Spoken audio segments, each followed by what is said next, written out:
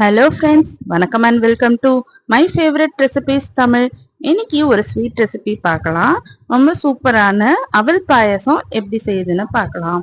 இந்த அவல் பாயசம் நம்ம சர்க்கரை எல்லாம் சேர்க்க போறது இல்லை, வெல்லம் சேர்த்து தான் செய்ய போறோம். ரொம்ப டேஸ்டியா இருக்கும். வாங்க எப்படி செய்யுதுன்னு பார்க்கலாம்.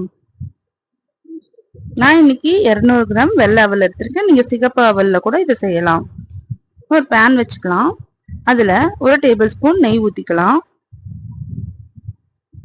நெய் ஊத்திட்டு முந்திரி பருப்பு, திராட்சை இது வறுத்து எடுத்துக்கலாம். அளவெல்லாம் இல்ல, உங்களுக்கு எந்த அளவுக்கு தேவையோ அந்த அளவுக்கு முந்திரி திராட்சை வறுத்து எடுத்துக்கோங்க.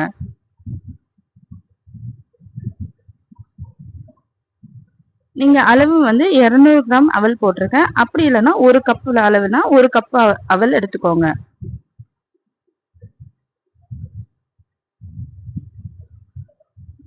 இதை வறுத்து தனியா எடுத்து வச்சுக்கலாம். இப்போ 200 கிராம் அவல் போட்டுக்கலாம், இல்லைன்னா 1 கப் அவல் சேர்த்துக்கோங்க. சேர்த்துட்டு இதை நல்லா நம்ம வறுத்து எடுத்துக்கலாம். ஒரு 2 நிமிஷத்துக்கு இதை வறுத்து எடுத்துக்கலாம்.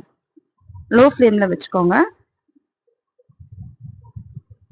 அந்த நெய்யிலேயே நல்லா வறுத்து எடுத்தோம்னா நல்ல ஃப்ளேவரா இருக்கும் நம்ம சாப்பிட்றதுக்கு.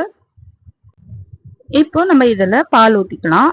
அதாவது 200 ml பால், இல்லைன்னா நம்ம எந்த கப்பால அவல் அளந்தோமோ அதுல 1 கப் பால் ஊத்திக்கலாம்.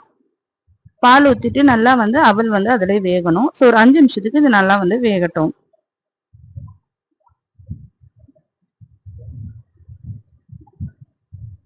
இந்த பாயசம் நம்ம ஒரு 10 நிமிஷத்துல செஞ்சு முடிச்சிடலாம்.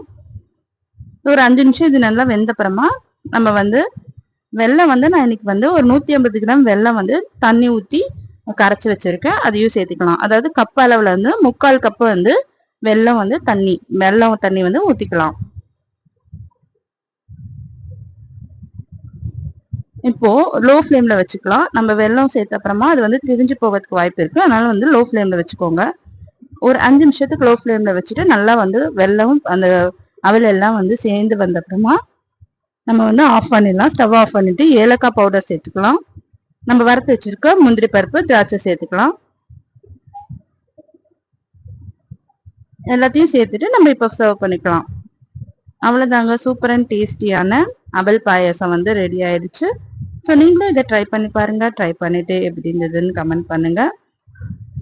இந்த வீடியோ உங்களுக்கு பிடிச்சிருந்ததுன்னா நம்ம சேனலை சப்ஸ்கிரைப் பண்ணிக்கோங்க, லைக் பண்ணுங்க, ஷேர் பண்ணுங்க. தேங்க்யூ ஃபார் வாட்சிங்.